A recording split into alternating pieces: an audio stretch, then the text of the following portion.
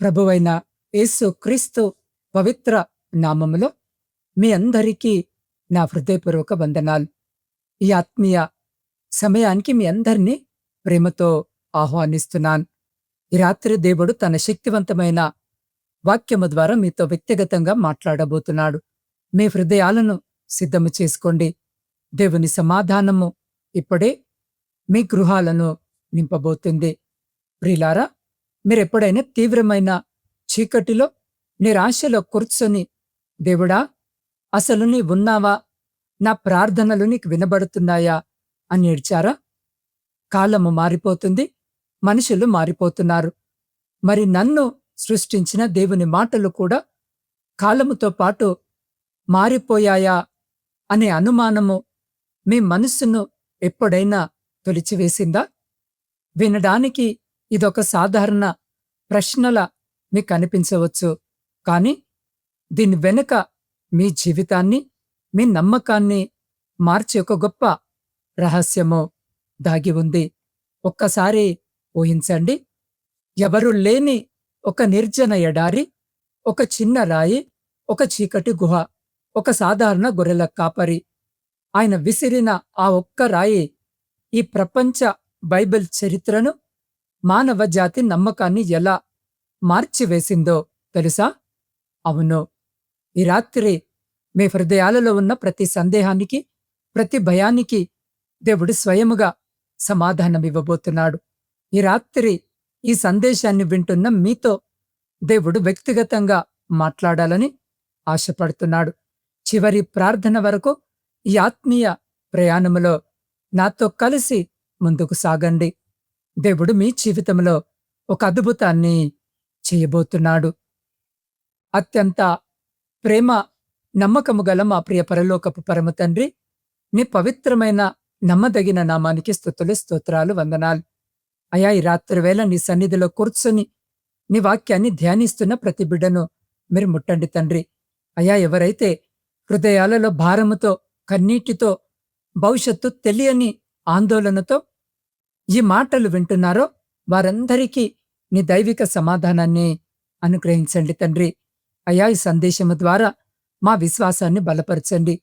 నీ వాక్యం ఎంత సత్యమైనదో, ఎంత పవిత్రమైనదో మేము గ్రహించేలా మా ఆత్మీయ నేత్రాలను తెరవమని యేసు క్రీస్తు అతి పరిశుద్ధ నామములో ప్రార్థిస్తున్నాము తండ్రి. ఆమెన్.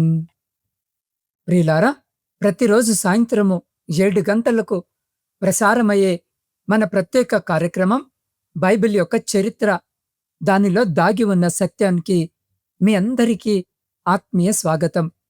గత ఎపిసోడ్లో మనం బైబిల్ ఎలా ఏర్పడిందో, 40 మంది వేరెవరు రచయితలు వేల సంవత్సరాల కాలములో ఒకే దైవిక ప్రేరణతో ఈ పరిశుద్ధ గ్రంథాన్ని ఎలా వ్రాశారో తెలుసుకున్నాం. కానీ ఈరోజు మన ముందు ఒక పెద్ద ప్రశ్న ఉంది. వేల సంవత్సరాల క్రితము వ్రాయబడిన బైబిల్, ఈరోజు మన చేతిలో ఉన్న బైబిల్, ఈ రెండు నిజముగా ఒక్కటేనా? మధ్యలో ఎవరైనా మార్చేశారా? దేవుని వాక్యము అంతకాలము ఎలా సురక్షితముగా ఉంది? ప్రియులారా, ఈ ప్రశ్నలకు సమాధానము ఇవ్వడానికి దేవుడు చరిత్రలో ఒక ఆశ్చర్యకరమైన సంఘటనను జరిగించాడు. అది 1947వ సంవత్సరము మధ్య ప్రాచ్యములోని కుమ్రాన్ అనే ఎడారి ప్రాంతము. చుట్టూ ఎండిపోయిన కొండలు, నిశ్శబ్దము, ఒళ్ళు ముక్కలయ్యే వేడిగాలి. అక్కడ మహమ్మద్ ఎద్దీబ్ అనే ఒక చిన్న గొర్రెల కాపరి తన మందను కాచుకుంటున్నాడు. సాయంత్రము సమయం అవుతుంది. తన మందలోని ఒక చిన్న గొర్రె తప్పిపోయిందని అతను గమనించాడు. ఆ మూగ జీవాన్ని వెతుకుతూ ఎత్తైన రాతి కొండల మధ్య నడుస్తూ ఉన్నాడు. ఎంత వెతికినా ఆ తప్పిపోయిన చిన్న గొర్రెపిల్ల కనిపించలేదు. అంతలో అతనికి కొండపై ఒక చిన్న చీకటి గుహ కనిపించింది. ఆ గుహ లోపల ఏమైనా క్రూర జంతువులు ఉన్నాయేమో, లేదా తన గొర్రె లోపలికి వెళ్ళిందేమో అని తెలుసుకోవడానికి అతను కింద ఉన్న ఒక చిన్న రాయిని తీసి ఆ గుహలోనికి విసిరాడు. అయితే ఆ రాయి లోపలికి వెళ్ళగానే అతను అసలు ఊహించని ఒక శబ్దము వినిపించింది. ఏదో మట్టి పాత్ర పగిలినట్లుగా టక్ అనే శబ్దము ఆ ఎడారి నిశ్శబ్దములో ప్రతిధ్వనించింది. ఆ చిన్నారి గొర్రెల కాపరి ఆశ్చర్యపోయాడు. ముందు కాస్త భయపడ్డాడు. కాని నెమ్మదిగా గుహ లోపలికి పాక్కుంటూ వెళ్ళాడు. లోపల చీకటిగా ఉంది. కళ్ళు అలవాటు పడ్డాక చూస్తే అక్కడ పెద్ద పెద్ద పొడువాటి మట్టి పాత్రలు వరుసగా అమర్చబడి ఉన్నాయి. అందులో ఒక పాత్రకు అతను విసిరిన రాయి తగిలి పగిలిపోయింది. ఆ పాత్ర లోపల ఏముందో అని ఆశగా చూశాడు. బహుశా బంగారము, వెండి నాణేలు ఉంటాయేమో అని అనుకున్నాడు. కాని లోపల పాత తోలుతో చేసిన బట్టలతో చుట్టబడిన కొన్ని చుట్టలు ఉన్నాయి. కాలము గడిచిపోవడముతో అవి నల్లగా మారిపోయాయి. ఆ గొర్రెల కాపరికి వాటి విలువ తెలియదు. అతను వాటిని కొన్ని నాణాల కోసము ఒక పాత వస్తువుల వ్యాపారికి అమ్మివేశాడు.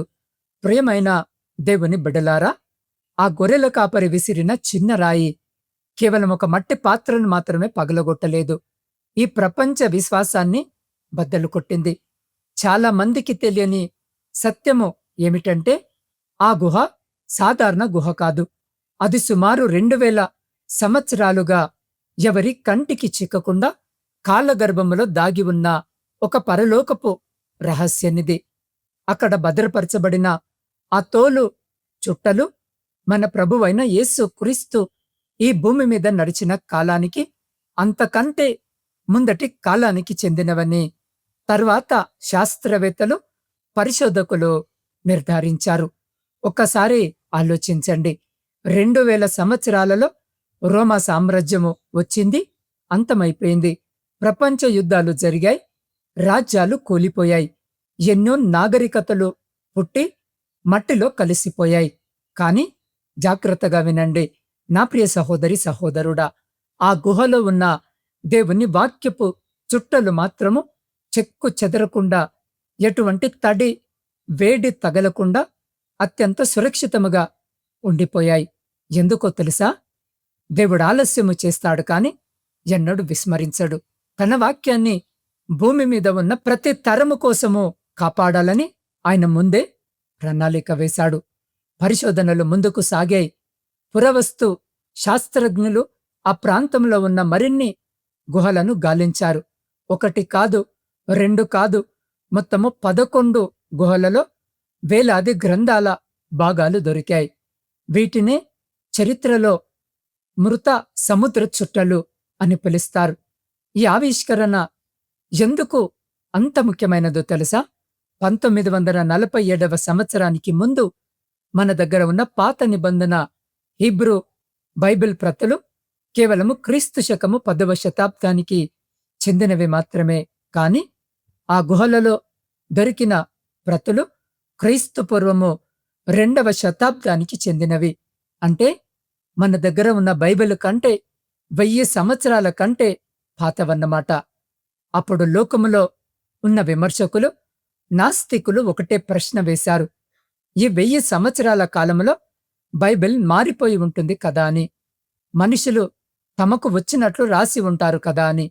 కాని ఆ దొరికిన పాత చుట్టలను, ఈరోజు మన చేతిలో ఉన్న బైబిల్ వచనాలను పక్క పక్కన పెట్టి చూసినప్పుడు ప్రపంచము నోళ్ల మీద చెయ్యి వేసుకుంది.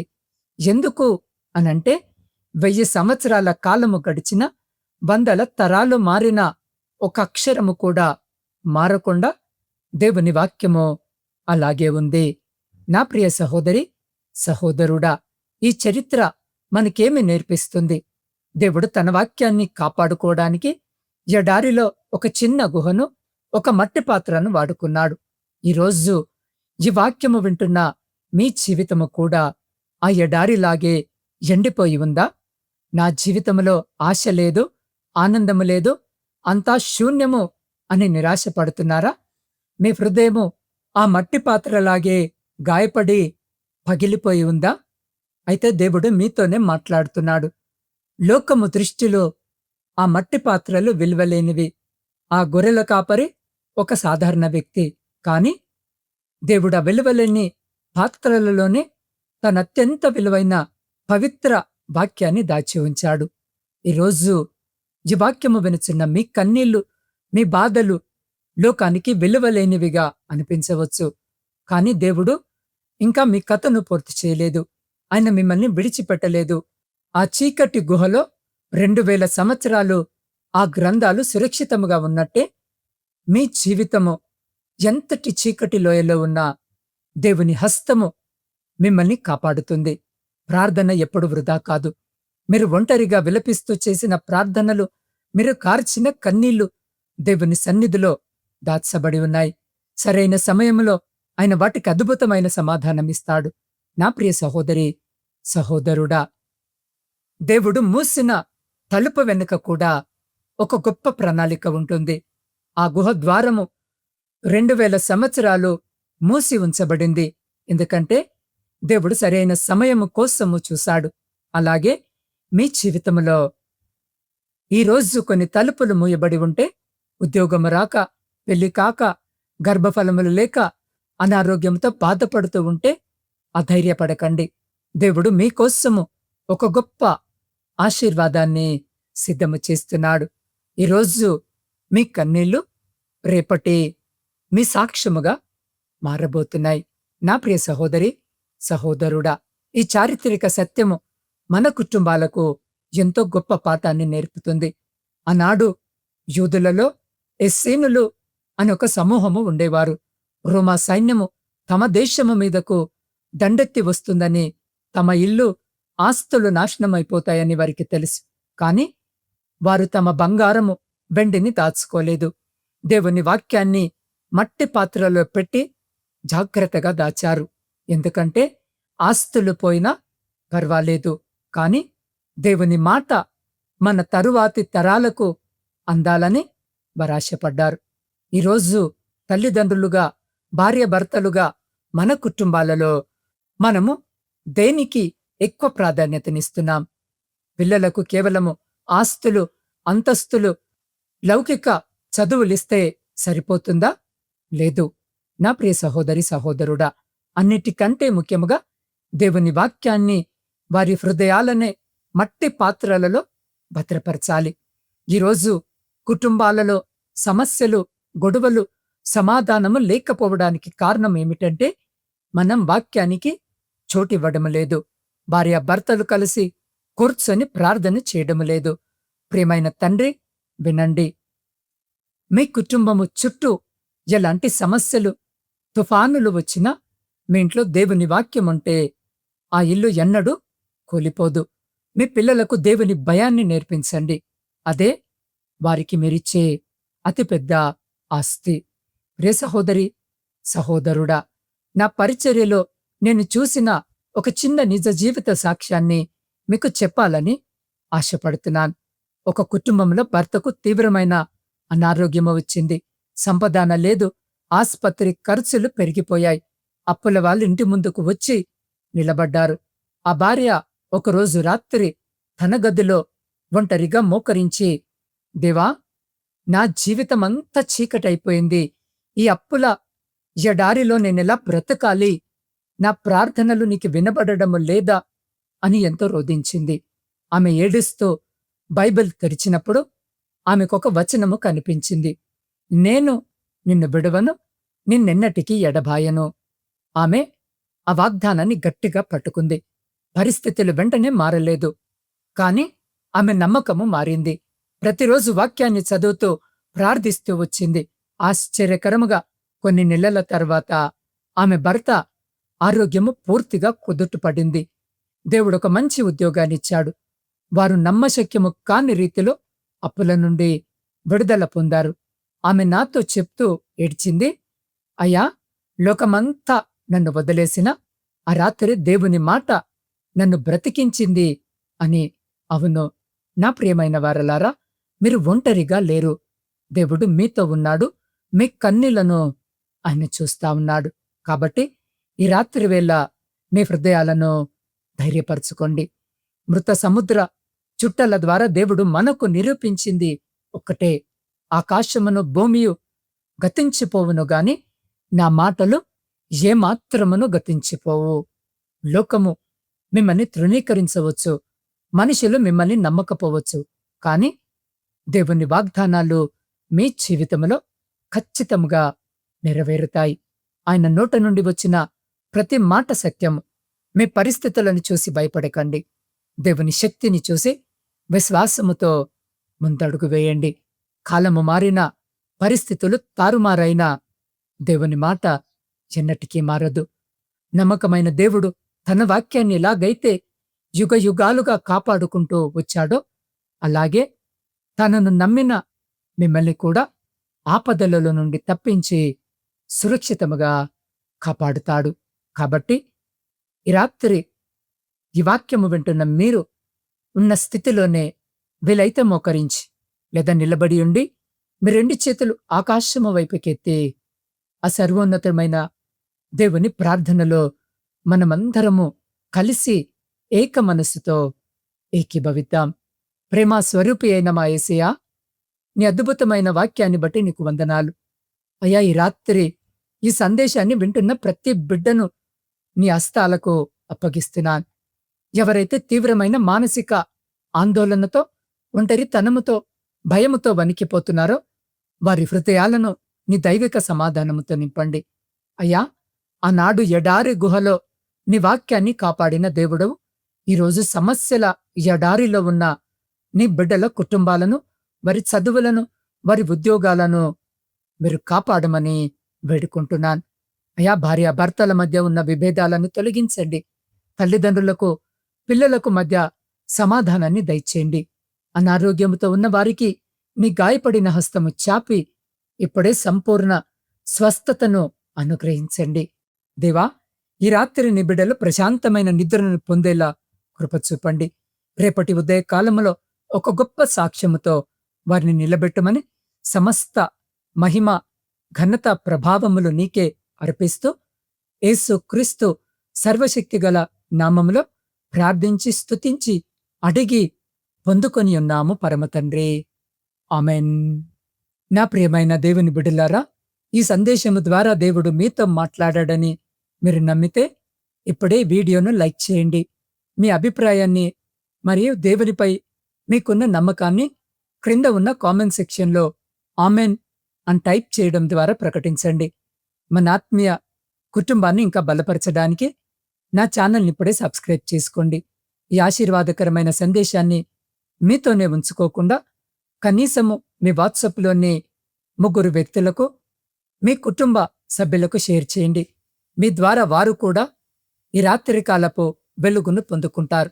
మీకు ప్రత్యేకమైన ప్రార్థన అభ్యర్థనలు ఏవైనా ఉంటే స్క్రీన్ మీద కనిపిస్తున్న నా వాట్సాప్ నంబర్కి సందేశాన్ని పంపండి. మీ కొరకు నేను నిరంతరము ప్రార్థిస్తాను.